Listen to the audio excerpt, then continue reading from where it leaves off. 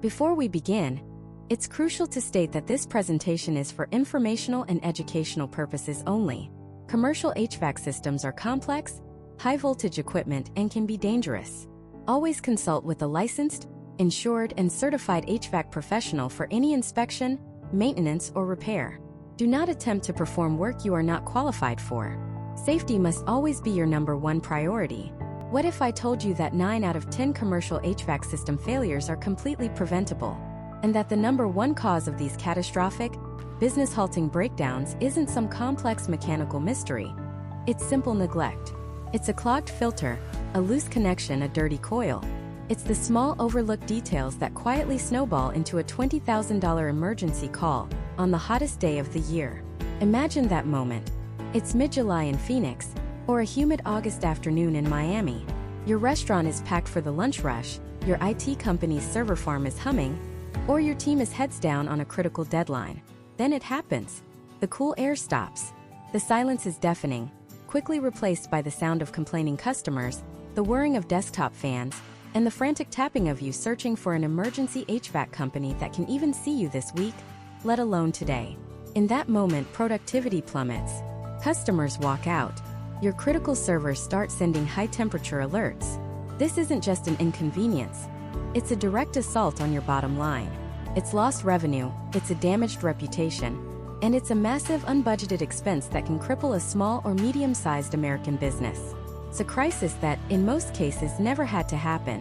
But what if you could virtually eliminate that risk? What if you had a system, a proven roadmap that turns your HVAC unit from a ticking time bomb into a reliable, efficient, profit-boosting asset? That's exactly why you're here. This isn't just another video with a few quick tips. This is the ultimate commercial HVAC maintenance checklist for American businesses. Over the next 10 parts, we are going to build, piece by piece, the most comprehensive preventative maintenance plan you will ever find. This is the exact framework used by top-tier facility managers who oversee millions of square feet of commercial property. And we're giving it to you for free. This is your secret weapon. This is how you stop gambling with one of your company's most expensive and critical assets. Because an HVAC system isn't just the box on the roof that makes cold air. It's the lungs of your building. It controls the comfort of your people, the safety of your equipment, and a huge chunk of your operating budget. And right now, it's probably costing you way more than it should.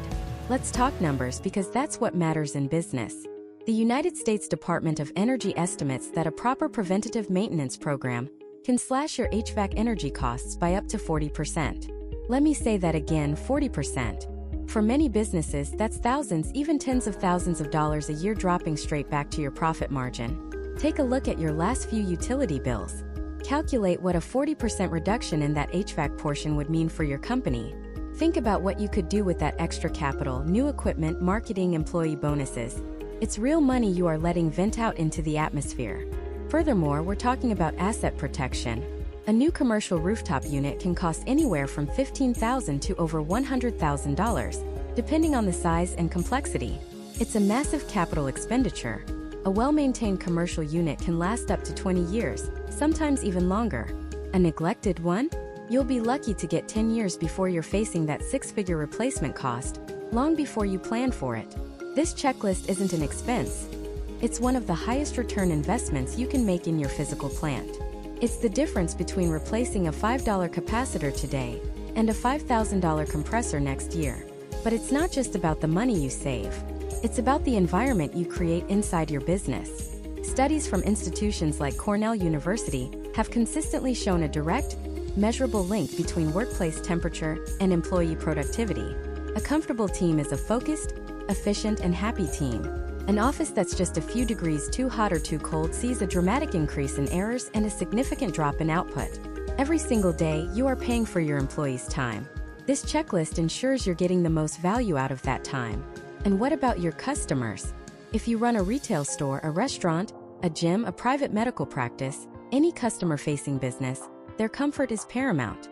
A sweltering hot clothing store doesn't invite people to browse and try on clothes. A freezing cold waiting room makes clients anxious and eager to leave.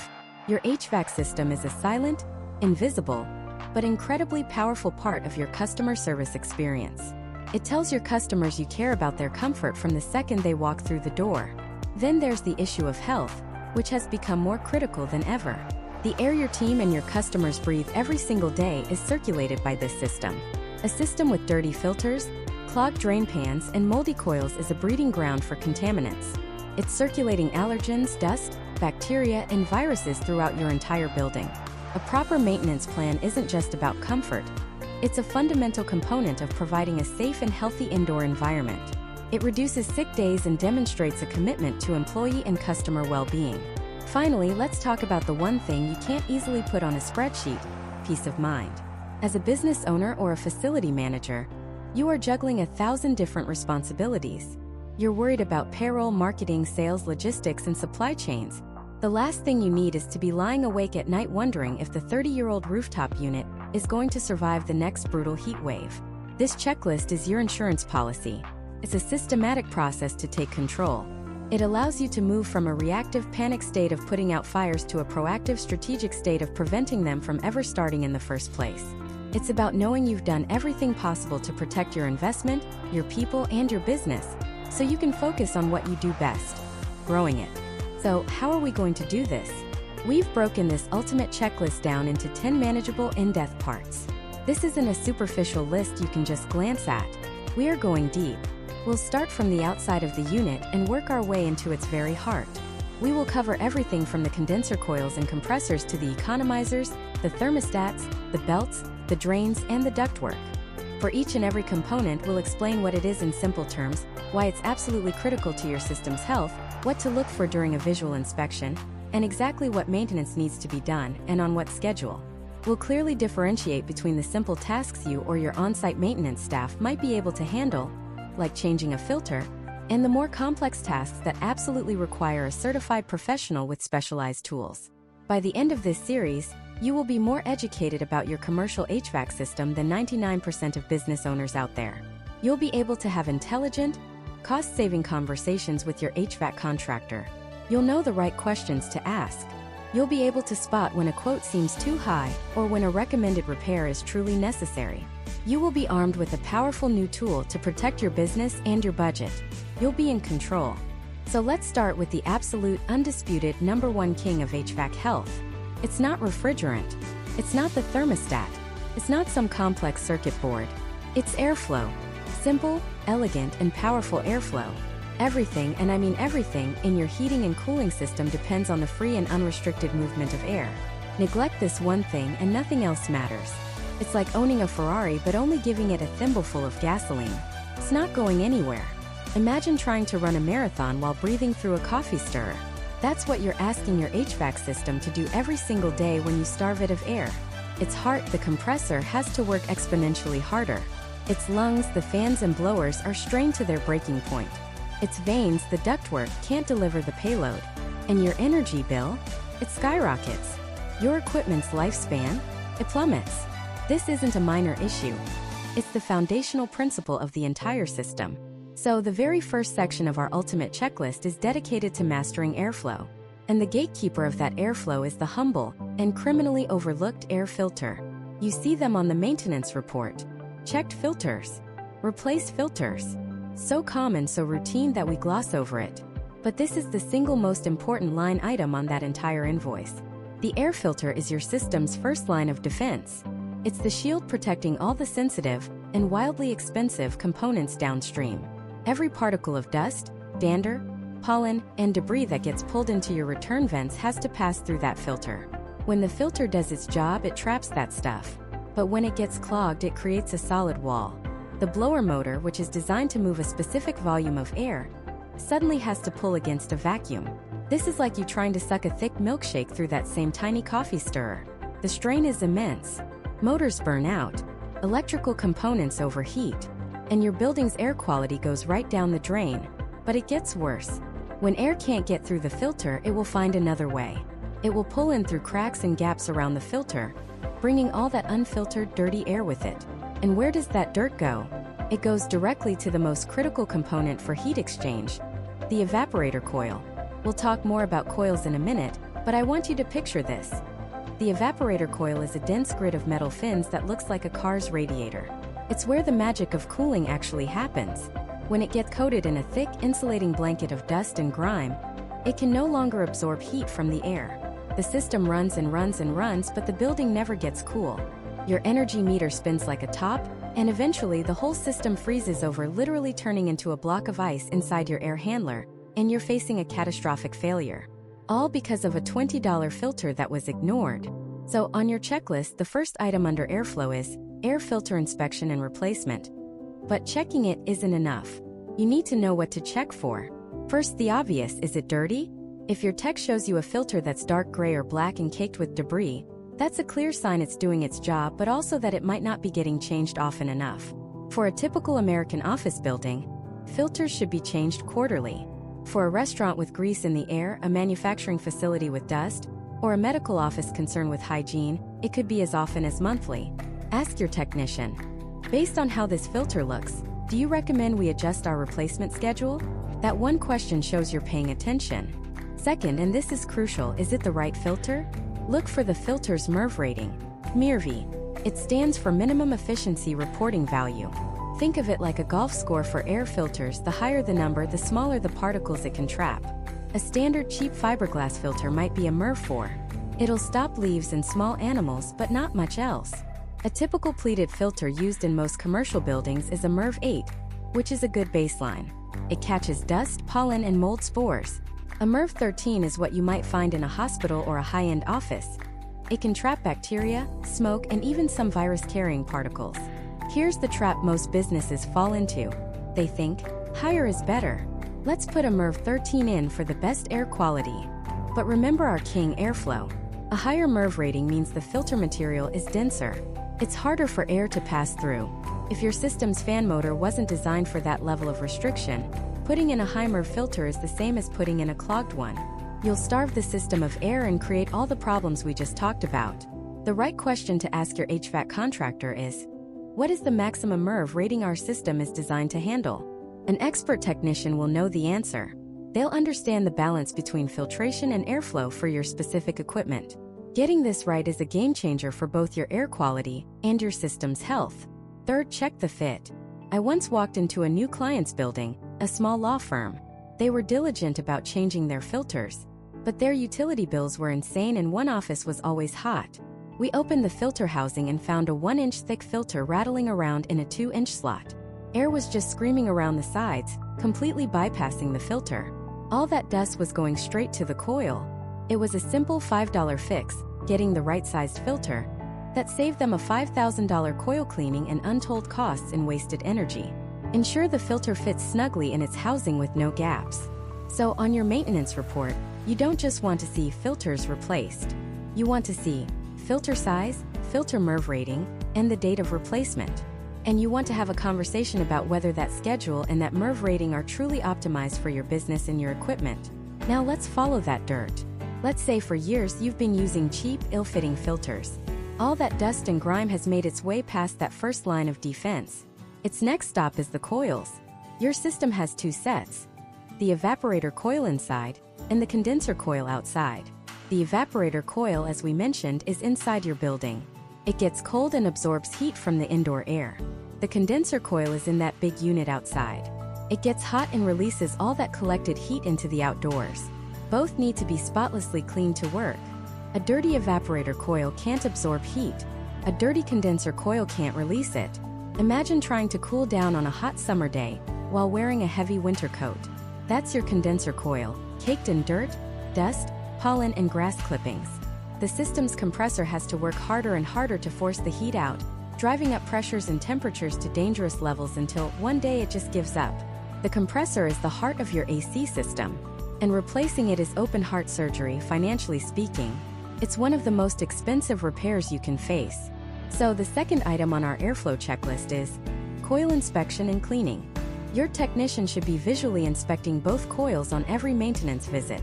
They should be looking for that insulating blanket of dirt. For the outdoor condenser coil, cleaning is relatively straightforward.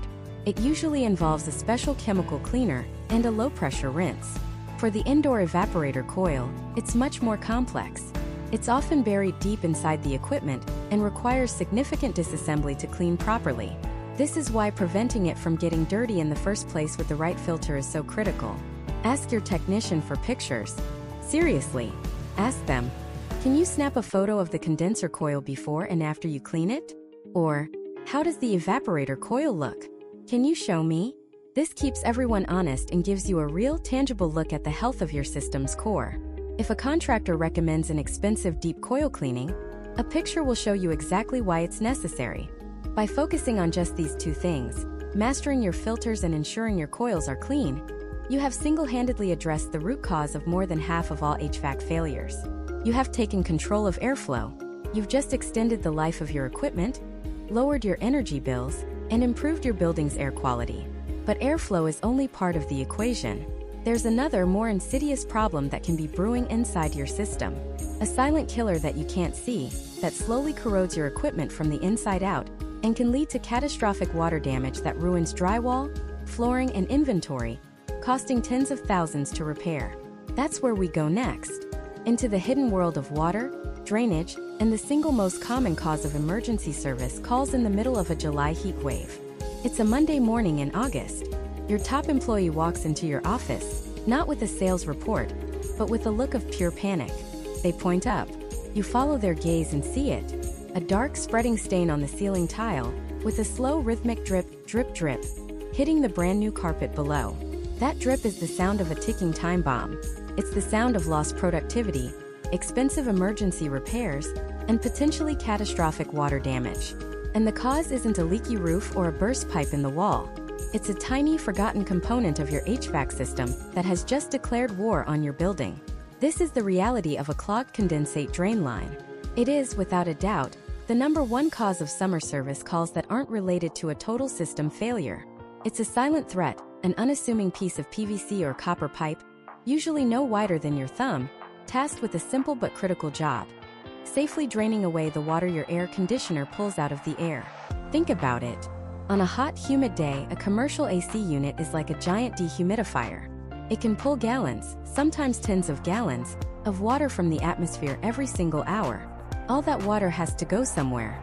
It collects in a drain pan, a shallow basin located directly under your indoor evaporator coil, and then flows out through the condensate line. When everything works, it's a beautiful, invisible process. But when it fails, the results are anything but invisible. The drain pan, designed to hold only a small amount of water, overflows. And where does it overflow? Directly into your ceiling, down your walls, and onto your valuable equipment, inventory, and electronics. So what turns this simple drainage system into such a liability? The answer is biology. The inside of a condensate line is the perfect breeding ground for life. It's dark, it's damp, and it has a steady flow of water carrying dust, pollen, and other organic material that gets pulled from your building's air. This creates a slimy, gelatinous substance called a zooglia, a biofilm of bacteria and algae that clings to the inside of the pipe. Over time, this slime builds up, layer by layer, constricting the flow of water until it forms a complete blockage. It's like cholesterol in an artery. The system looks fine on the outside, but inside, a critical failure is imminent. This is why managing your condensate system isn't just a task. It's a non-negotiable part of your maintenance checklist. Let's break down exactly what needs to be done. First, your technician needs to locate and inspect the entire drain line, from the indoor unit to the point where it terminates, which is usually outside or into a plumbing drain. This isn't a quick glance. They're looking for cracks, loose fittings, or improper slope. A drain line without a consistent downward pitch will have low spots where water can pool, dramatically accelerating the growth of that nasty biofilm. Second, and this is crucial, is servicing the P-trap. Just like the U-shaped pipe under your kitchen sink, most commercial HVAC systems have a P-trap in the condensate line. Its purpose is to hold a small amount of water to prevent sewer gases, or just unconditioned air, from being sucked back into your air handler. But this trap is also the most common spot for clogs to form. The water sits there, stagnant, providing the perfect incubator for sludge. Your technician must clear this trap. This isn't just about pouring some bleach down the line. A professional will use specialized tools to ensure it's completely free of obstruction. The third and most important step is clearing the entire line. There are a few professional methods for this. One common technique is using a wet/dry vac, or a shop vac, to create a powerful suction at the end of the drain line, literally pulling the clog out. For more stubborn blockages, a technician might use a blast of compressed nitrogen. It's like a high-pressure plumber's snake, but with gas, forcing the obstruction out with a powerful contained burst. You should never ever use compressed air from a standard shop compressor for this. Those compressors often have oil in the air line, and that oil can degrade the PVC pipe and, more importantly, can be atomized and blown back into your air handler, contaminating the air you breathe. Nitrogen is clean, dry, and safe. After the line is cleared, the fourth step is preventative treatment. The technician should place slow-dissolving biocide tablets or strips inside the drain pan. These tablets release a chemical compound that prevents the future growth of algae and bacteria, keeping that slime from forming in the first place. It's a simple, inexpensive step that can save you thousands of dollars in emergency service and water damage repair. Think of it as a vaccine for your drain line. Now let's talk about a special case, the condensate pump. If your indoor unit is located in a basement, an interior closet, or anywhere below the level of a suitable drain, you likely have a small box connected to your system called a condensate pump. This device collects the water, and once it reaches a certain level, a float switch activates a small pump that actively pushes the water uphill through a tube to a proper drainage point. These pumps are modern marvels, but they also introduce another set of potential failure points. The pump's reservoir is an even better breeding ground for slime than a standard drain line. That sludge can cause the single most critical component, the float switch, to get stuck. If the float gets stuck in the down position, the pump will never turn on, and the reservoir will overflow. If it gets stuck in the up position, the pump might run continuously until it burns itself out. Maintenance for a condensate pump is more involved. The technician needs to disconnect it, disassemble the reservoir, and manually scrub it clean. They need to test the float switch to ensure it moves freely and activates the pump correctly. They also need to inspect the check valve, a small one-way valve that prevents water from flowing back down into the pump after it shuts off. A failed check valve can cause the pump to cycle on and off constantly, leading to premature failure. Finally, many modern commercial units have a safety feature tied to the condensate system. A float switch or a water sensor located in the secondary drain pan or clipped to the primary pan. This switch is a last line of defense. If it detects a clog and water starts to back up, it sends a signal to shut down the entire air conditioning system. This is an incredible feature because it prevents a catastrophic flood.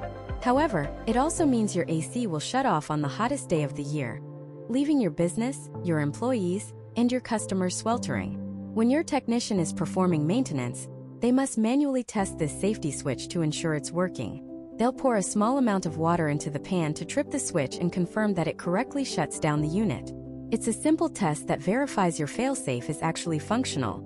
So when you look at your maintenance checklist, check condensate system is not a single simple item.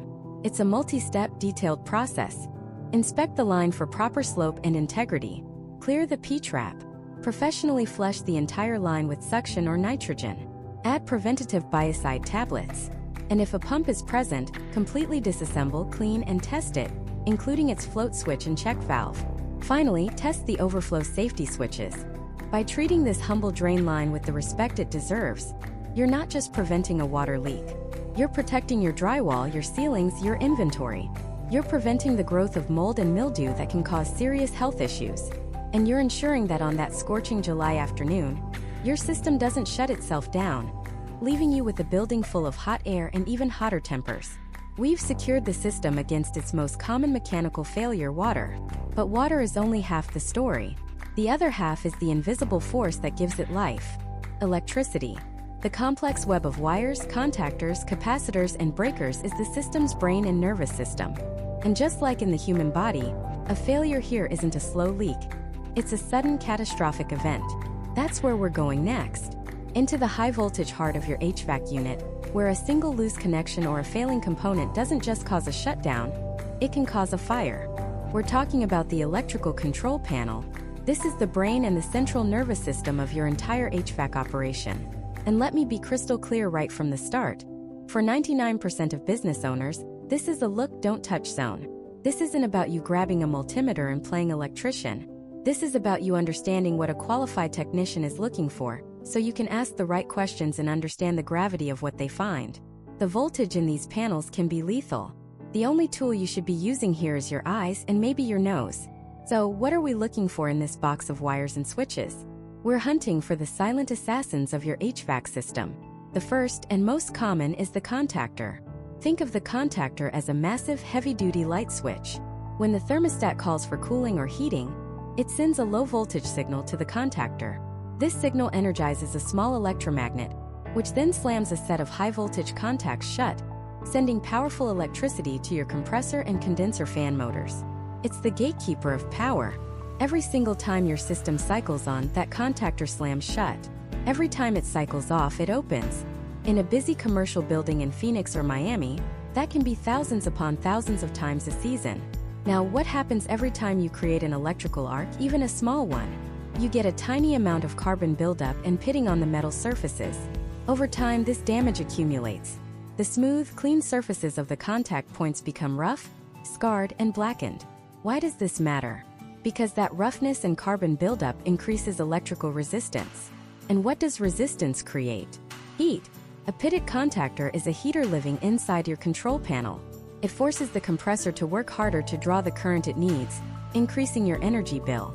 The connections can start to overheat, melting the plastic housing around them. You might even hear it. A healthy contactor makes a solid, confident thunk when it engages. A dying contactor might make a buzzing or chattering sound as the electromagnet struggles to hold the pitted contacts firmly together. That chatter is the sound of your compressor's life being shortened with every cycle. A technician checking your system should be looking at these contact points. Are they pitted? Are they black? Is there discoloration on the wires connected to them? Replacing a contactor is a relatively inexpensive repair. We're talking a couple $100 parts and labor. But letting a faulty one live in your panel? That's how you burn out a $5,000 compressor. It's the definition of being penny-wise and pound-foolish. Next on our hit list is the capacitor. If the contactor is the gatekeeper, the capacitor is the drill sergeant.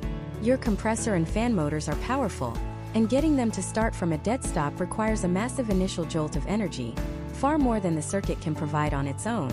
The capacitor acts like a small temporary battery. It stores up a powerful electrical charge, and then releases it in one massive burst to kick the motor into action.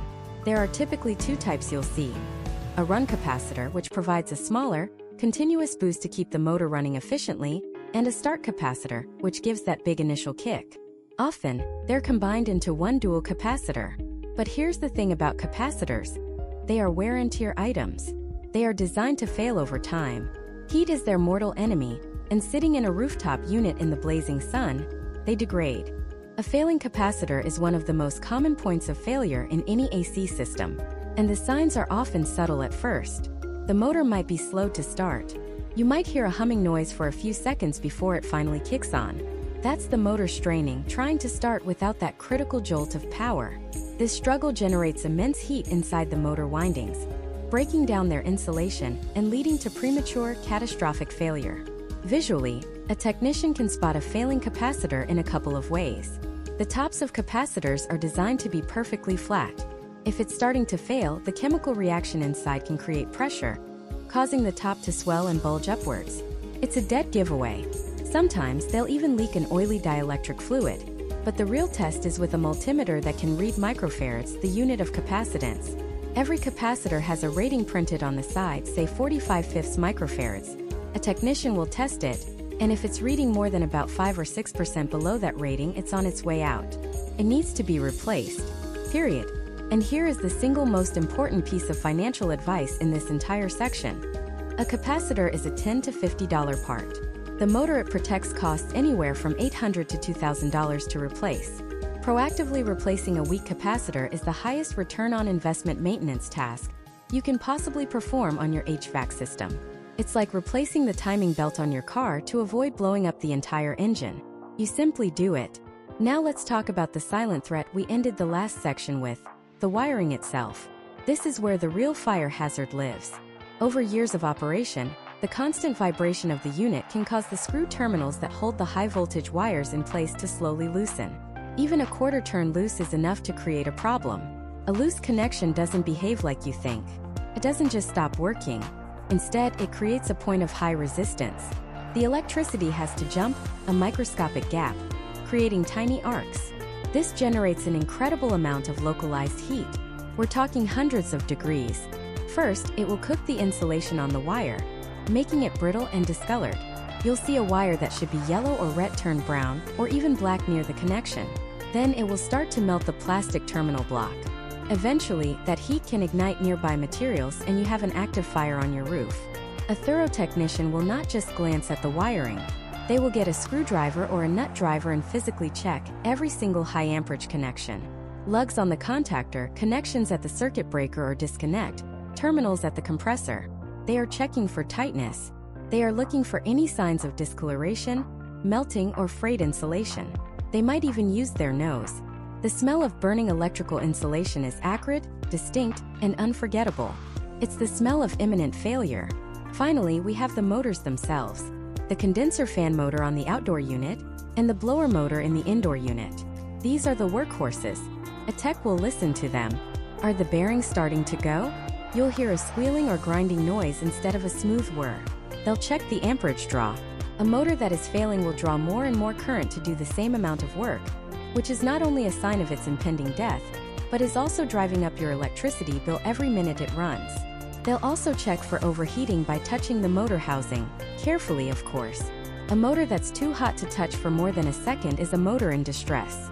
So, the electrical system check isn't just a formality. It's a forensic investigation. It's about finding the evidence of wear and tear before it leads to a conviction of catastrophic failure. A pitted contactor, a swollen capacitor, a discolored wire. These aren't just minor issues. They are ticking time bombs. They are the warning shots the system gives you before it goes down for good, taking your money and your peace of mind with it. We've just secured the heart and brain of your system. We've ensured the power is flowing safely and efficiently. But power is useless without purpose. That electricity is driving the motors and the compressor for one reason and one reason only: to move the single most critical substance in the entire system. It's not air. It's not water. It's the refrigerant, the lifeblood of your air conditioner. And just like a slow internal bleed, a refrigerant leak is an invisible killer that can drain the life and efficiency out of your unit, long before you even know it's there. That's where we're headed next. The first sign of trouble isn't a loud bang or a sudden shutdown. It's a whisper. It's the extra 30 seconds your walk-in cooler runs every cycle. It's the thermostat in the office that you have to nudge down just one more degree to feel comfortable. It's an energy bill that's crept up, not by a shocking amount, but by a slow, insidious 5, then 7, then 10%. These are the symptoms of a refrigerant leak, an invisible wound that's slowly bleeding your business dry. Let me tell you about a restaurant owner named Frank. Frank's place was his life's work. He knew every inch of it. He noticed the dining room felt a little stuffy during the summer lunch rush. He noticed his energy bills were a bit higher. He chalked it up to a brutal heat wave.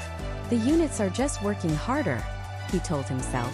What he didn't know was that deep inside the rooftop unit, a tiny pinhole leak at a vibration point, no bigger than the tip of a needle, was steadily hissing out refrigerant gas. Now, most people think refrigerant is just cold stuff. That's not quite right. Think of it as the blood in your HVAC system's veins. It's a specialized chemical compound designed to absorb heat from inside your building and carry it outside. It does this by constantly changing state from a liquid to a gas and back again, a process called the refrigeration cycle. This cycle is a delicate, high-pressure, high-stakes ballet, and it is entirely dependent on having the exact right amount of refrigerant, what technicians call the charge. When the charge is low, the whole system is thrown into chaos. The pressure inside the copper lines drops. When the pressure drops, the temperature drops. Soon, the evaporator coil, the part inside your building that absorbs the heat, starts getting too cold. It can drop below freezing, even on a 90-degree day. Moisture from the air then freezes onto it, forming a block of ice. Now air can't pass through. Your fan is blowing, but there's no cooling happening. That stuffy feeling Frank's customers felt? That was his system literally choking on a sheet of ice. But it gets so much worse. The heart of your entire air conditioning system is the compressor. It's a marvel of engineering, and it is by far the most expensive component to replace. The compressor is designed to pump a vapor, not a liquid, but the refrigerant's journey is managed by its pressure and temperature. When the charge is low, this delicate balance can be upended. Liquid refrigerant can flood back to the compressor, a catastrophic event called slugging. Imagine trying to compress water instead of air. It's a battle the compressor will lose every single time. Even without a catastrophic failure, low refrigerant puts immense strain on the compressor. It has to run longer and harder to try and meet the thermostat's demand, a demand it can no longer physically achieve. It's like forcing a marathon runner to sprint the entire race while breathing through a straw. The result is inevitable: burnout. Premature, expensive, business-halting failure. Frank's story didn't end well. One Friday afternoon, right before the big weekend dinner rush, the unit gave out completely. A technician came out, took one look at the burnt-out compressor and the oil-stained piping around it, and delivered the five-figure news. Frank had to decide between closing for a hot weekend, losing thousands in revenue, or paying a massive emergency premium to get a new unit craned onto his roof. The tiny, inexpensive leak he could have fixed for a few $100s had cascaded into a $10,000 disaster. So, how do we prevent you from becoming Frank? It starts with making refrigerant level and leak checks a non-negotiable part of your maintenance checklist. This isn't just a glance, it's a forensic investigation. First, the visual inspection. Refrigerant itself is an invisible gas, but it carries a special refrigerant oil with it throughout the system to lubricate the compressor. When refrigerant leaks out, it carries that oil with it. Over time, that oil stain attracts dirt and grime. So a skilled technician isn't just looking at pipes. They're hunting for telltale signs of dark, greasy, or dirty patches, especially around fittings, joints, and valves. Finding an oil stain on a refrigerant line is like finding a footprint at a crime scene. Tells you exactly where the problem is. Second, and this is crucial, is the professional pressure and temperature check. This is where the science comes in, and it's why you can't just buy a can of refrigerant from the auto parts store and top off your system. That is one of the worst things you can do. A technician connects a set of gauges to the service ports on your unit. They're measuring the suction and discharge pressures, but they're also taking temperature readings at key points. With these numbers, they calculate two critical diagnostic metrics: superheat and subcooling. Think of these as your HVAC system's blood pressure and heart rate. Superheat tells the technician if the refrigerant is fully boiling into a gas before it enters the compressor. Subcooling tells them if it's fully condensing back into a liquid before it starts the cycle over again. If these numbers are off, it's a definitive sign. It tells the technician not only if there's a problem, but it helps them diagnose what the problem is. It could be a low charge, a blockage, or even a failing component. Trying to service an HVAC unit without properly reading superheat and subcooling is like a doctor trying to perform surgery blindfolded. Third, if a leak is suspected but not obvious, it's time to bring in the advanced tools.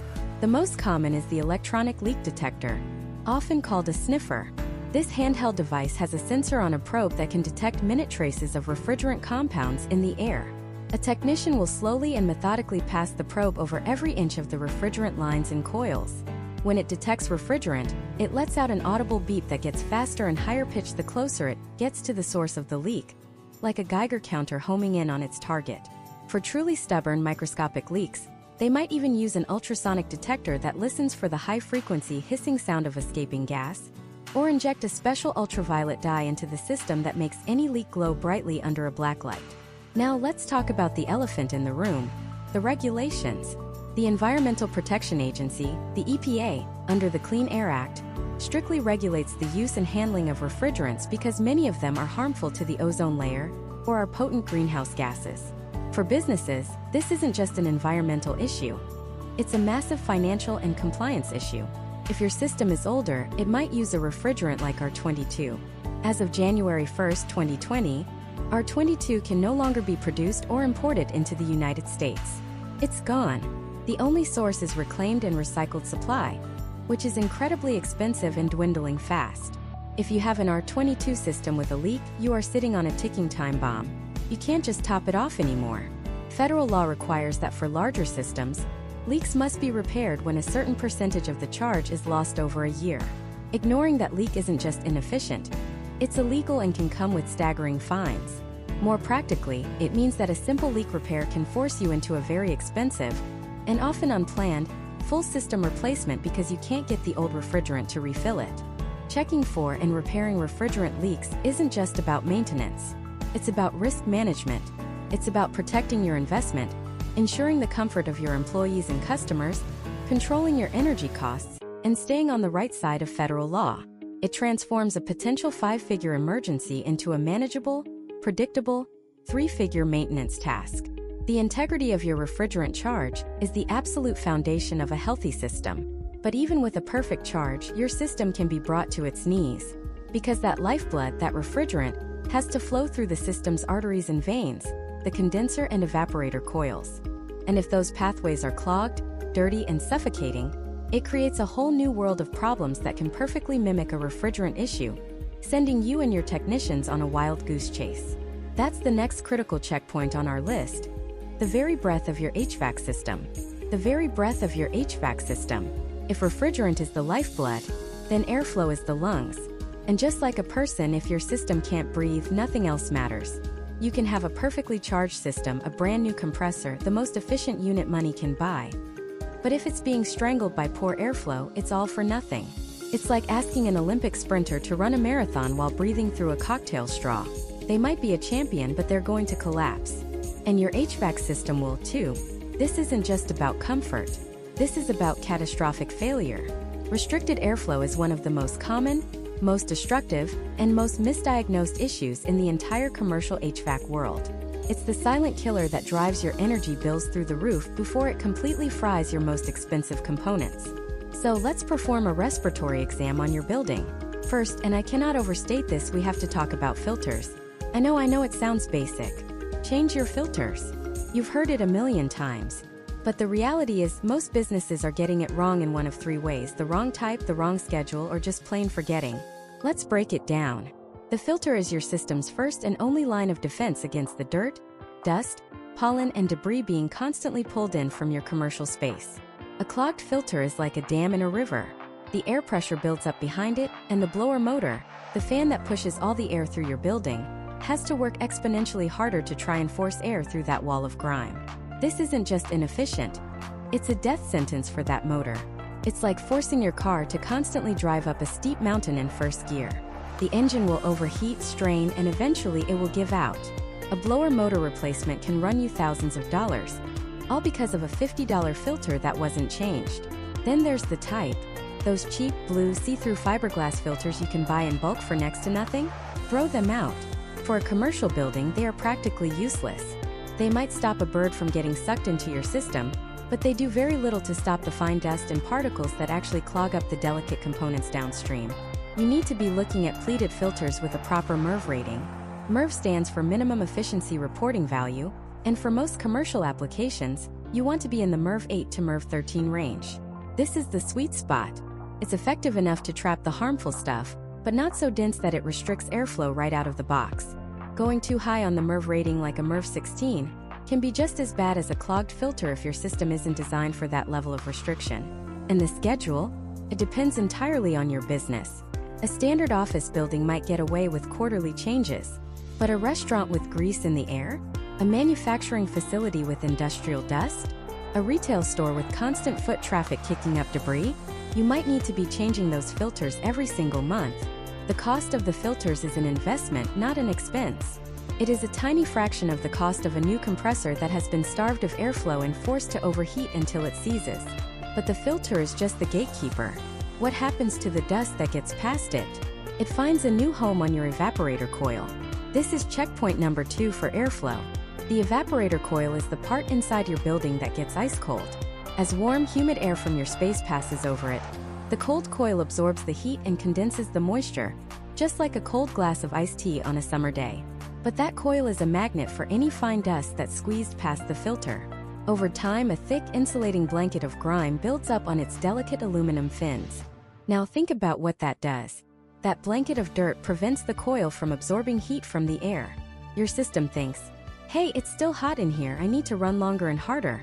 Your energy consumption skyrockets. But it gets worse. Because the coil can't absorb heat effectively, the cold refrigerant flowing through it doesn't warm up and turn back into a gas like it's supposed to. Liquid refrigerant can get sent back to the compressor. This is called liquid slugging, and it will destroy a compressor faster than almost anything else. A compressor is designed to compress a gas, not a liquid. It's like trying to compress water in a piston. It's impossible, and the immense force will shatter the internal components. All because of a dirty coil. The same principle applies to the outdoor unit, the condenser coil. Its job is to release all that collected heat into the outside air, but it's constantly collecting dirt, pollen, cottonwood seeds, and grass clippings. When that coil is caked in dirt, it can't release the heat. The pressure inside your system skyrockets to dangerous levels, forcing the compressor to work against an impossible load, causing it to overheat and fail. Cleaning these coils isn't a suggestion. It's a fundamental requirement for your system's survival. So we've cleared the filter and the coils. The air now has a clear path. But what's actually moving the air? That brings us to checkpoint 3, the blower assembly. This is the powerhouse, the engine of airflow. We already talked about how a clogged filter can burn out the motor, but the assembly itself needs inspection. The fan blades, often called a squirrel cage, need to be perfectly clean. Just a small, even layer of dust can throw the entire wheel out of balance. At thousands of revolutions per minute, that imbalance creates vibrations that will slowly shake the motor's bearings apart, leading to a noisy, screeching failure. If your system is belt-driven, you have another critical point of failure. The belt connecting the motor to the blower needs to be checked for cracks, fraying, and proper tension. A loose belt will slip, reducing your airflow and making a horrible squealing noise. A belt that's too tight puts immense strain on the bearings of both the motor and the blower, guaranteeing a premature failure. It's a Goldilocks situation, it has to be just right. Finally, you can have a perfectly clean system with a powerful blower, but if the delivery route is broken, the air never gets where it needs to go. That's our fourth and final airflow checkpoint. The ductwork. Your building's ductwork is a massive hidden network. It's also often neglected. Over years, connections can come loose, seals can fail, and ducts can get crushed or disconnected entirely, especially in plenum spaces above drop ceilings where other trades might be working. You could be paying to pump ice-cold air directly into your ceiling space, while your employees and customers are sweating just a few feet below. We've seen cases where a single collapsed flexible duct was the root cause of one entire wing of an office building being unusable in the summer.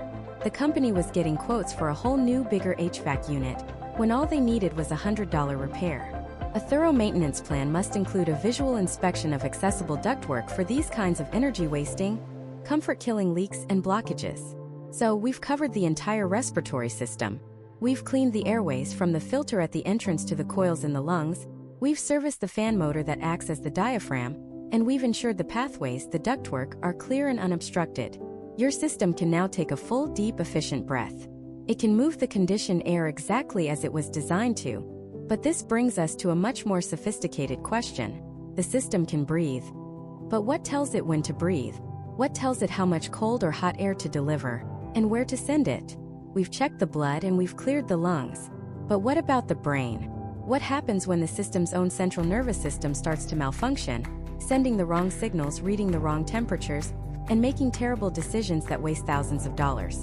That's where the real ghost in the machine lives, and it's the next critical system on our ultimate checklist. This ghost isn't rattling chains in the attic. It's living in the walls, in the wires, in the digital heart of your building.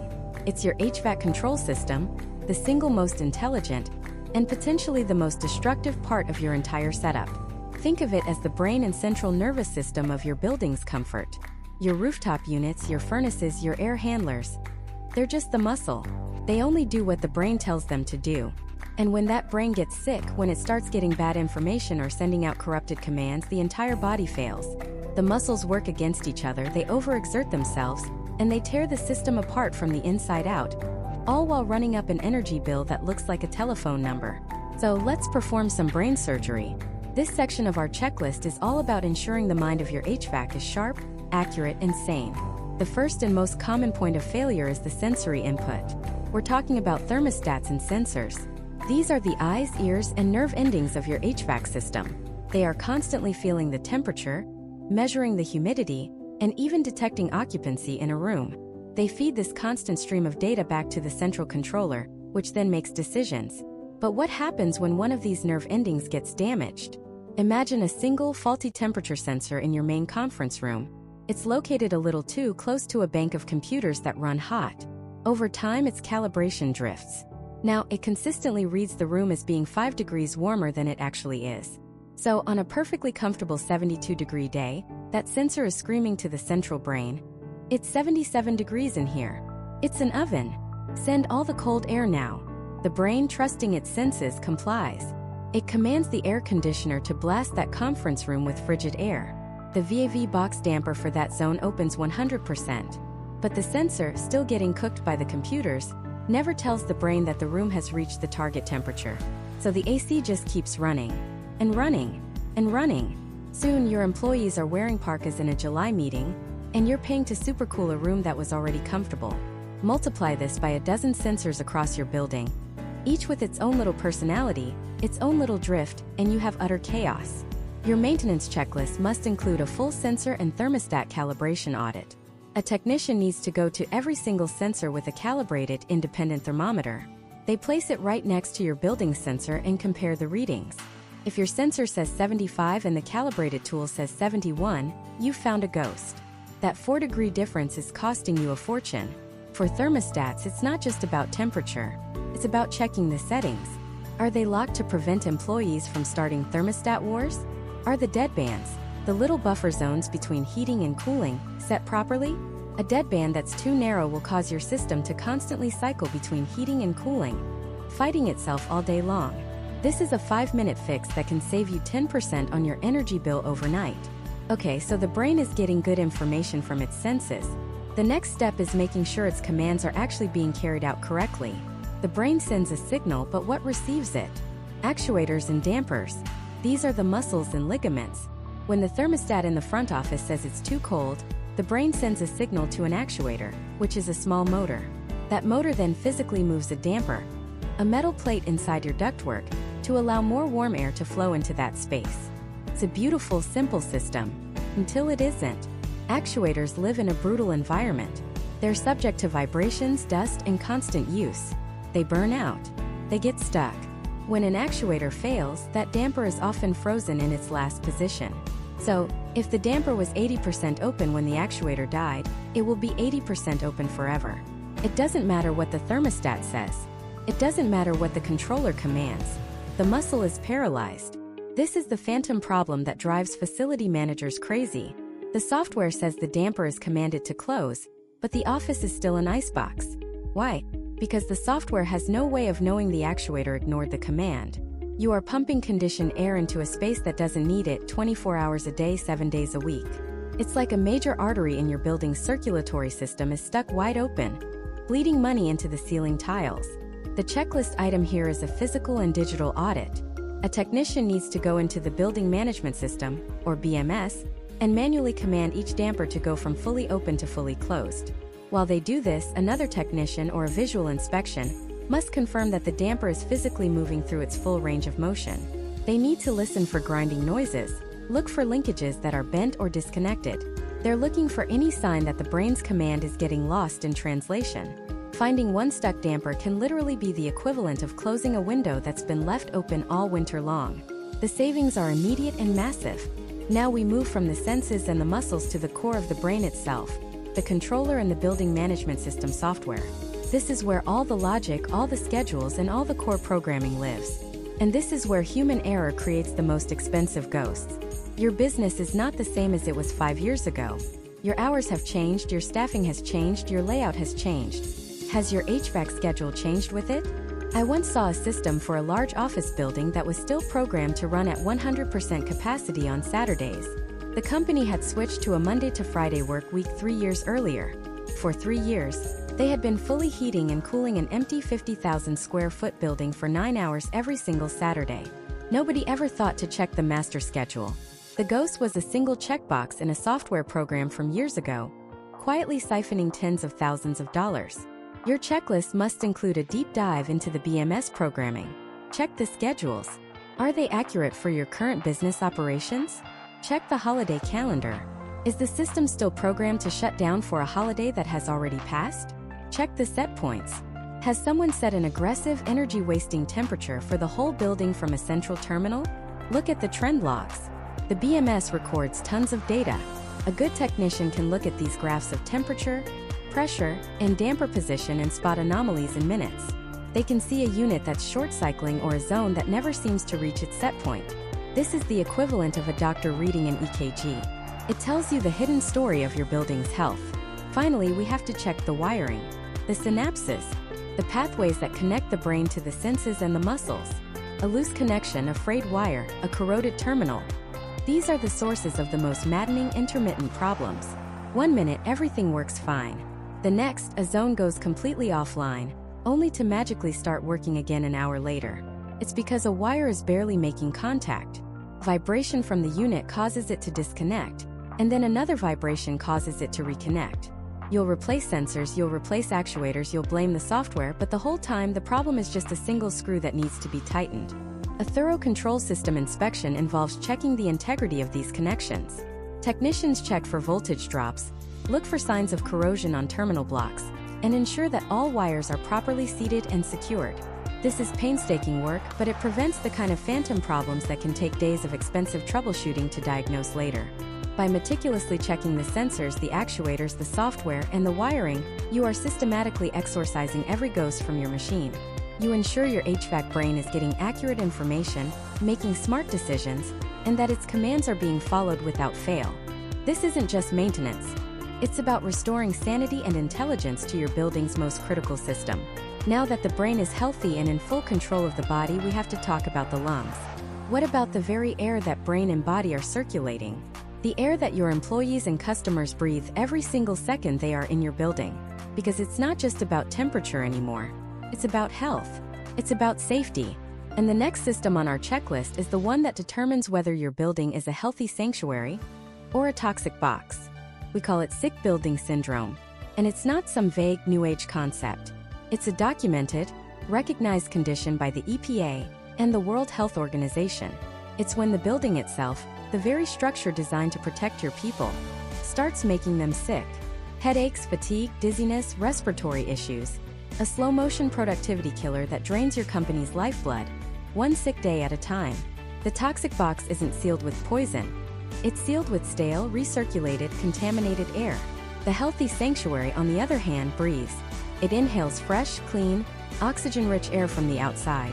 And it exhales the pollutants, the carbon dioxide, the contaminants that build up inside. The system responsible for this vital function is your ventilation system. And let me be crystal clear. This is not the same as your air conditioning. Your AC cools the air. Your ventilation system replaces it. It is quite literally the lungs of your building. And if those lungs are clogged, diseased, or damaged, your entire business will suffocate. Let's talk about a tech company in Austin, Texas. We'll call them Innovate Corporation. They built a stunning brand new office. Glass walls, open concept floor plan, killer coffee bar. They were hiring the best and brightest engineers. But 6 months in, something was wrong. Productivity was flat. The number of employees calling in sick with migraines or the flu was off the charts. People felt sluggish, tired, and unfocused by 2 p.m. every day. Management thought it was burnout. They brought in yoga instructors and mindfulness coaches. Nothing worked. Finally, a frustrated facilities manager decided to bring in a top-tier HVAC forensics team as a last resort. What they found wasn't a culture problem. It was an air problem. Their beautiful new building was a textbook toxic box. And the clues were all hiding in plain sight, right here on our ventilation checklist. First on that list, inspect the outdoor air intakes. This is where your building's lungs take their first breath. Sounds basic, but you would be shocked at what we find. The technician at Innovate Corp walked the perimeter of the building and found the primary air intake vent. It was partially blocked by overgrown landscaping bushes that had been planted for aesthetics. But that wasn't the worst part. Just 10 feet away, tucked behind a fence, was the company's dumpster enclosure. Every time the wind blew, the fresh air being pulled into their multi-million-dollar office was first passing over rotting garbage. They were literally pumping microscopic waste particles and bacteria into the workspace of their six-figure engineers. So your first checklist item is a physical walk-around. Look at your air intakes. Are they clear of debris, leaves, bird nests, and overgrown plants? And critically, what are they located next to? Are they near a loading dock where diesel trucks idle? Are they near the kitchen exhaust from the restaurant next door? Are they near the plumbing vents on the roof? You must ensure the air you're bringing in is as clean as possible from the very start. Second on the checklist, verify the function of the exhaust systems. A building that only inhales and never exhales is a sick building. You need to get the old stale air out. This is about air balance. Have you ever been in a building where the front door is incredibly hard to pull open? Or one where it slams shut with tremendous force? That's not a door problem. That's a pressure problem. It means the ventilation system is out of balance. It's either pulling in way more air than it's exhausting, creating positive pressure, or it's exhausting more than it's intaking, creating negative pressure. Both are disastrous. Negative pressure can pull in unconditioned, unfiltered air, dust, and even radon from the ground through every tiny crack in the building. Your checklist must include verifying that all exhaust fans, in restrooms, kitchens, and mechanical rooms, are actually running, that their belts aren't broken, and that their filters are clean. Third, and this is a massive point of failure, check the dampers. Dampers are the gatekeepers of your airflow.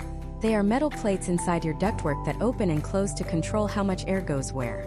You have outdoor air dampers, return air dampers, and zone dampers. In the case of Innovate Corp, the investigation found that the main outdoor air damper, the one that was supposed to be letting in fresh air, was seized. It was stuck in a nearly closed position. So even after they cleared the bushes and moved the dumpster, the building still couldn't take a deep breath. The actuator motor had failed, and nobody had ever checked it. Your technician needs to physically actuate every major damper in your system. Are the linkages moving freely? Do the motors work? Do they close and seal properly? A damper stuck open in the middle of a Texas summer is forcing your AC to cool the entire outdoors, costing you thousands. A damper stuck closed is starving your building of oxygen, costing you much more in productivity and health. This brings us to one of the most important and most misunderstood components on our list, the economizer. If your ventilation system is the lungs, the economizer is the part of the brain that says, hey, it's 65 degrees and sunny outside. Why are we paying a fortune to run the air conditioning compressor when we could just open a window? An economizer is basically a smart, automated window for your commercial building. It's a set of dampers, sensors, and logic that monitors the outside air temperature and humidity. When conditions are right, it shuts off your power-hungry AC compressor and pumps that cool, free, fresh outdoor air into your building instead. It is, without exaggeration, one of the single greatest energy-saving devices in an HVAC system. But here's the dirty secret. A huge percentage of them don't work correctly. They are the most frequently broken and misconfigured part of a rooftop unit. The sensors fail, the damper motors burn out, the gears strip. And when they break, they usually fail in one of two ways, either stuck closed, meaning you never get that free cooling and your energy bills are permanently higher. Or, and this is the catastrophic failure, they fail stuck open. Imagine it's 98 degrees and humid outside, and your economizer is stuck wide open, dumping that raw, hot, wet air directly into your building. Your AC system will run 24/7 trying to fight it, your energy bills will go through the roof, and you'll likely burn out your compressor, leading to a $10,000 repair. At Innovate Corp, their economizer was completely non-functional. For 6 months, on every beautiful, cool morning, they were paying to mechanically cool their building instead of just using the free air outside. The fix was a simple sensor replacement. The payback period on that repair wasn't years, it was weeks. Your maintenance checklist must include a full functional test of the economizer. Test the sensors. Test the actuator. Verify the logic. It will pay for itself faster than almost any other item on this list. After the technicians at Innovate Corp cleared the intake, calibrated the exhaust fans, replaced the broken damper motor, and fixed the economizer, the change was night and day. Within a month, the reports of headaches vanished. Energy bills for the building dropped by over 20%. Productivity metrics started to climb. They had stopped treating the symptom, tired people, and had cured the disease, a sick building. But today we have to go even deeper. The air is filled with invisible enemies, volatile organic compounds or VOCs, off-gassing from new paint, new carpets, cleaning supplies, and office furniture. Your ventilation system is your only line of defense, diluting these chemicals and exhausting them from the building. Then there's carbon dioxide or CO2. It's not just a greenhouse gas. It's what every person in your building exhales, all day long. High CO2 levels are a direct indicator of poor ventilation. Studies from Harvard University have shown that as CO2 levels in an office double, cognitive function scores drop by 50%. 50%. People have more difficulty focusing, concentrating, and making strategic decisions. Modern, forward-thinking businesses are now installing CO2 sensors. These devices measure the parts per million of carbon dioxide in the air and automatically adjust the ventilation, opening the outdoor air dampers to bring in more fresh air when levels get too high. It's no longer about just setting the thermostat to 72 degrees. It's about actively managing the quality of the air your team is breathing every single second they are in your building. We've given the building healthy lungs. We've ensured it can inhale clean air and exhale the bad. But what controls it all? What's the master conductor that ensures the ventilation system, the cooling system, and the heating system all work in perfect, efficient harmony? and not as a chaotic mess of warring components. That's the brain of the operation, the central nervous system. It's the one piece of technology that can either make you a genius of efficiency, saving tens of thousands of dollars a year, or a fool, unknowingly wasting a fortune every single month. And in our next part, we're going to dissect that brain.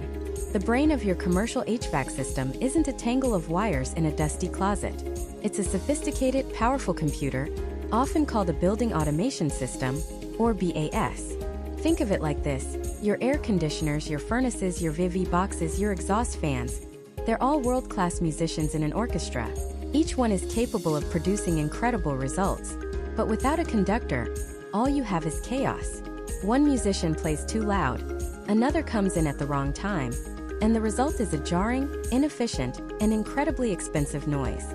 The building automation system is your conductor.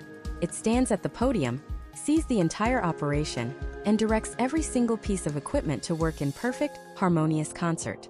It tells the cooling to back off in the empty conference room, it ramps up the ventilation when the lobby gets crowded, and it ensures the heating and cooling systems aren't literally at war with each other in the same zone.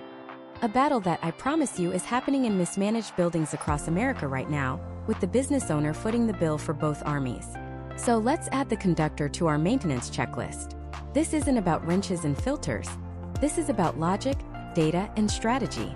And the first, most critical item is sensor calibration verification. Your BAS makes every decision based on the information it receives from sensors, temperature sensors, humidity sensors, pressure sensors, even carbon dioxide sensors. These are its eyes and ears throughout your building. But what if its eyes and ears are lying to it? A temperature sensor that's off by just 2 degrees, 2 tiny degrees, can be catastrophic. If it's reading 2 degrees warmer than it actually is, your air conditioning will run endlessly, trying to cool a room that's already perfectly comfortable. You're literally air conditioning the outside world. If it reads 2 degrees cooler, your heat will blast away, turning your office into a sauna while your energy bills explode. Your checklist must include, at least annually, a professional audit and calibration of all critical sensors. A technician will use a highly accurate, calibrated instrument to measure the true temperature or pressure right next to your sensor, and then adjust your system's sensor to match reality. It's a simple act of telling your system the truth, and the truth will set your budget free. Next on the list is a deep, quarterly review of your schedules and set points. This is the low-hanging fruit of HVAC savings. Your BAS is a master of scheduling. It can power down systems 10 minutes after the last employee is scheduled to leave, and power them back on 30 minutes before the first one arrives. But it only works if the schedule is correct. Has your business changed its hours? Did you add a weekend shift? Is the system still running on a schedule from 5 years ago? You have to audit this. Go into your BAS interface or have your technician do it with you. Look at every single day. Monday through Friday, 8 a.m. to 6 p.m. Saturday, 9 to 1. And most importantly, check your holiday programming. There is nothing more soul-crushing than driving past your empty office building on Christmas Day and knowing the heat is blasting at full capacity for 0 people. All because no one programmed the holiday schedule. While you're in there, review your set points. Is your cooling set point 72 degrees or an aggressive 68? Is your heating set point 70 or a wasteful 75? Small changes multiplied across thousands of square feet and thousands of hours translate into monumental savings. Look for manual overrides too. Sometimes an employee gets cold, manually cranks a thermostat, and that override stays locked in the system for months, costing you a fortune. A quarterly review cleans all this up. The third item for the brain is an alarm and alert audit. A modern BAS is a diagnostic genius. It monitors hundreds of data points in real time. It knows the second a filter is getting clogged because the air pressure changes. It knows when a motor is drawing too much electricity, signaling it's about to fail. It knows when a rooftop unit has been trying to cool a space for 3 hours with no change in temperature, indicating a major problem. It will generate an alarm for every single one of these events. But an alarm that nobody sees is just digital noise. So the question is, where are these alarms going? Are they being emailed to an old, unmonitored inbox? Are they being sent to a manager who left the company 6 months ago? Your checklist item is to, twice a year, review the entire alarm protocol. Who gets the critical alarms like a system failure? Who gets the routine maintenance alerts like a filter change reminder? Set up a clear notification tree. A critical alarm might text the facility manager and email the HVAC contractor simultaneously. A minor alert might just create a work order. Then test it. Trigger a test alarm and make sure the right people get the message. Your boss is trying to talk to you, trying to warn you before disaster strikes. You have to make sure you're listening. Number 4 is something that gets missed all the time. Software and firmware updates. Just like your phone or your laptop, your building automation system runs on complex software. And just like your phone, that software needs to be updated. These updates do 2 things. First, they patch security vulnerabilities. In today's world, a building's control system can be a target for cyber attacks. You absolutely do not want someone else taking control of your building's core infrastructure. Second, these updates often improve efficiency and add new features. The manufacturer might have developed a more intelligent algorithm for controlling a variable speed fan, an update that could save you 5% on your fan energy costs overnight. You wouldn't run your business on a 10-year-old computer running Windows XP. So don't run your multi-million-dollar building on 10-year-old BAS software. Make it an annual checklist item to consult with your BAS provider to ensure all necessary software patches and firmware updates have been installed. Finally, we need to connect the brain to the muscles of the system. This brings us to damper and actuator command verification. The BAS is the mind, but the actuators and dampers are the hands and feet that carry out its commands. An actuator is a small motor that physically opens and closes a valve or a damper. A damper is a plate inside your ductwork that controls airflow. Your BAS might send a command saying, "Close the damper to zone 7 because it's getting too cold." But what if the actuator is broken? What if the damper is stuck? The BAS will think its command was followed, but in reality, cold air is still pouring into zone 7, wasting energy and making the occupants miserable. Meanwhile, the heat for that zone is fighting a losing battle against the phantom cold air. So, as part of your physical inspection, you need to use the BAS interface to test these components. Command a specific damper to go from fully open to fully closed. Then have a technician physically watch or listen to ensure it moves through its full range of motion smoothly and correctly. Test the hot water valves, the chilled water valves, the outdoor air dampers. This is how you confirm that the brain's commands are actually being carried out by the body. Without this verification, your entire control strategy is just a hopeful wish. By meticulously maintaining the brain of your system, calibrating its senses, updating its schedule, listening to its alarms, updating its intelligence, and verifying its physical control, you transform your HVAC from a dumb, brute force utility into a smart, responsive, and incredibly efficient asset. You're moving from just managing a building to conducting a symphony of peak performance. You now have the complete checklist from the rooftop units to the digital brain to run your system like a world-class professional. But a checklist, even a perfect one, is only a tool for the present moment. All of this maintenance, all of this optimization, is useless without the one final piece of the puzzle, the long-term strategy. The philosophy that separates the businesses that thrive from those that merely survive. How do you build an HVAC plan that doesn't just get you through the next year, but secures your building's health and your financial efficiency for the next decade? It starts by reframing the entire question. You don't build a plan for your HVAC system. You build an asset management strategy, and your HVAC system is one of the most critical, high-value assets in that portfolio. It's a living, breathing part of your building that directly impacts your single biggest expense, your people, and your second biggest expense, the energy it takes to run the building itself. A 10-year plan isn't about predicting the future. It's about architecting it. The first pillar of this long-term strategy is capital planning. This is the big one. Most businesses treat HVAC replacements as catastrophic, unforeseen emergencies. They're not. They are predictable, inevitable life cycle events.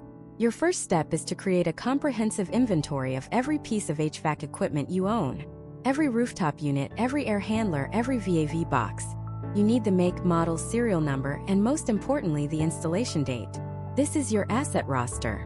With this roster, you and a trusted HVAC partner can map out the manufacturer's expected lifespan for each unit. A commercial rooftop unit might have a 15 to 20-year life. A smaller split system, maybe 12 to 15. You plot these end-of-life dates on a timeline stretching out 10, even 15 years. Suddenly, the future isn't a mystery. You can see that in 2028, RTU3 and RTU5 are hitting year 18. In 2030, the air handler for the West Wing is turning 20. Now, it's no longer an emergency. It's a budget item. You can start allocating capital expenditure funds, or CapEx years in advance. You can smooth out the financial impact, avoiding those massive budget-shattering hits that force you to make desperate decisions. You can plan to replace units proactively during the off-season, getting better pricing and scheduling, instead of frantically trying to find a crane and a new unit in the middle of a July heat wave when a critical unit fails. This isn't just maintenance. This is sophisticated financial management. The second pillar is building a technology and upgrade roadmap. Replacing a 20-year-old unit with its modern equivalent is a failure of imagination. Technology has leaped forward. Your 10-year plan shouldn't just be about replacement. It should be about advancement. Are you planning for the transition to newer, more environmentally friendly refrigerants? Are you factoring in the integration of a building automation system, or BAS, that can orchestrate all your units to work smarter, not harder? Your roadmap should look at variable speed technology, which can dramatically reduce energy consumption compared to the simple on-off systems of the past. It should explore advanced economizers that use cool outside air instead of expensive mechanical cooling. It should include smart thermostats and sensors that provide granular control over different zones in your building. Most importantly, your technology roadmap should align with your business goals. If you're planning a building expansion in 5 years, your HVAC plan should reflect that. If you have a corporate mandate to reduce your carbon footprint, your roadmap is the key to achieving it. You can also plan to leverage federal and state incentives, like those in the Inflation Reduction Act, which can significantly offset the cost of upgrading to high-efficiency equipment. A forward-thinking plan turns a replacement cost into a strategic investment in efficiency and sustainability. This leads directly to the third pillar, data-driven decision-making. The old way of thinking was, if it ain't broke, don't fix it. The new paradigm is, the data will tell us it's going to break long before it does. Your HVAC system generates a wealth of data, and most businesses are letting it vanish into thin air. A true asset management strategy captures and analyzes this data to move from reactive repairs to predictive maintenance. We're talking about tracking energy consumption per unit. If RTU4 is suddenly using 20% more electricity than the identical RTU5, that's a red flag. It's a sign of a failing compressor, a refrigerant leak, or a clogged coil long before it leads to a total system failure. We're talking about tracking runtime hours, repair frequency, and the total cost of ownership for each individual asset. When you have this data, you can make unemotional, logical decisions. You can look at a 12-year-old unit and see that you've spent $5,000 on repairs in the last 18 months, and its energy use is climbing. The data proves that replacing it now, 3 years early, will actually save you money through avoided repairs and energy savings.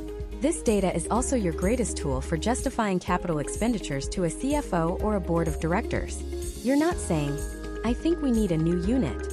You're presenting a detailed report that shows the escalating costs of the old asset versus the clear, calculated ROI of a new one. The fourth and final pillar ties it all together, cultivating a strategic partnership, not a vendor relationship. A vendor shows up when you call them with a problem. A partner sits down with you to build your 10-year capital plan. A vendor fixes the broken belt. A partner analyzes your energy data and suggests a system-wide upgrade to more efficient belts that will save you thousands. A vendor gives you a bill. A partner gives you a quarterly business review, showing you how their preventative maintenance plan has increased efficiency and reduced emergency calls. Finding this partner is the single most important long-term decision you can make for your facility. You need to look for a commercial HVAC company that talks about total cost of ownership, that has invested in the technology to track and analyze your system's data, and that sees themselves as part of your team. They should be proactive, transparent, and focused on providing value, not just completing a work order. When you have this partnership, the checklist we've discussed, the quarterly filter changes, the semi-annual coil cleanings, the detailed inspections, they all fall into place. They become the tactical execution of your grand strategy. So, the ultimate commercial HVAC maintenance checklist? It isn't a laminated sheet you hang on a wall. It's a dynamic, long-term strategy built on these 4 pillars: forward-looking capital planning, a progressive technology roadmap, ruthless data-driven decision-making, and a true strategic partnership. This is how you break the cycle of reactive, expensive repairs. This is how you transform a major cost center into a high-performing asset that enhances your property value, improves employee comfort and productivity, and delivers a measurable return on investment year after year. I challenge you to stop thinking season to season and start thinking decade to decade. And your first step is simple. Do 2 things tomorrow. First, start building your asset roster. Find the model and serial number for every major HVAC unit you have. Second, call your HVAC provider and ask them one simple question. Can you help me build a 10-year capital plan for my building? Their answer will tell you everything you need to know. It will tell you if you have a vendor who just fixes things, or a partner who can help you build the future. Because ultimately, the roof over your head and the walls around your business are only as good as the environment they contain. And that environment, the very air your people breathe and work in, is driven by an engine. It's time to stop just servicing that engine and start managing it like the critical, valuable asset it truly is.